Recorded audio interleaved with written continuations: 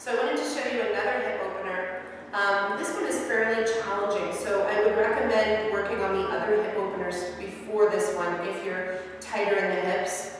So I've done Pigeon, Kapotasana, and a lying hip opener. You want to work on all of those before you would attempt this. And even then, it just may not work for your body. So some of this has to do with hip flexibility, and some of this has to do with how your bones are. So I'll show you what's sometimes called fire log pose, or often called double pigeon.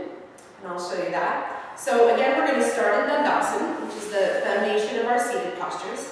And we're just going to, again, move the leg out of the way, the right leg. Bringing the left leg in. This time you're making sure that your knee is lined up with your hip. And you're noticing that your ankle is straight out from your knee. So we're creating like a little square or a little right angle.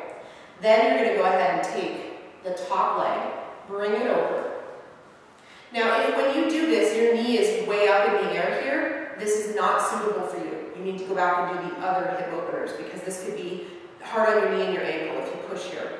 If you're able to easily bring your knees together, or your knee down towards your ankle, so your top ankle is resting on your bottom knee, your top knee is resting towards the bottom ankle. If you can sit like this, then you can stay here and just lengthen the spine and take some deep breaths. Feeling the stretch through the hips. If you're more open and you need a little bit more here, you start to fold yourself forward, but keeping your spine long, so we're not rounding the back, but offering the heart forward. And some of you might even be able to bring your fingertips to the floor. Taking a few breaths here. If you're quite open, you'll eventually be able to bring your chest down and rest here. But again, that's going to take practice and time, and lots of other hip openers before we get there.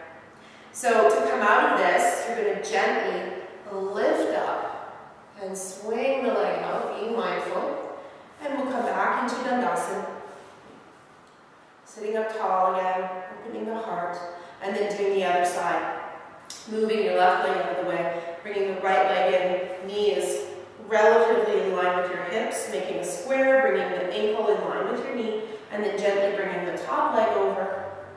Resting your knee on your ankle, both the top and the bottom, and keeping this foot active, keeping the feet aware, and then sitting up tall and maybe just staying here, or if you have more range in your hips, starting to walk yourself forward, perhaps staying here, or perhaps eventually bringing the chest down onto the legs and softening. Anywhere from 4 to 10 breaths or longer if you're more experienced. Start to feel the hip open up. To come out again, I'm going to lift my leg and carefully bring it out. And I'm going to stretch myself back out into Dandasana, sitting up tall, opening the heart, lifting the chest, and looking softly ahead. So I hope that's helpful. Double pigeon, fire log pose, it's often called. A more advanced seated hip opener, so for those of you that are newer or tight in the hips, you want to work with the more beginner ones first. But this one is good for those of you who are more open and who are needing more of a challenge in the hips.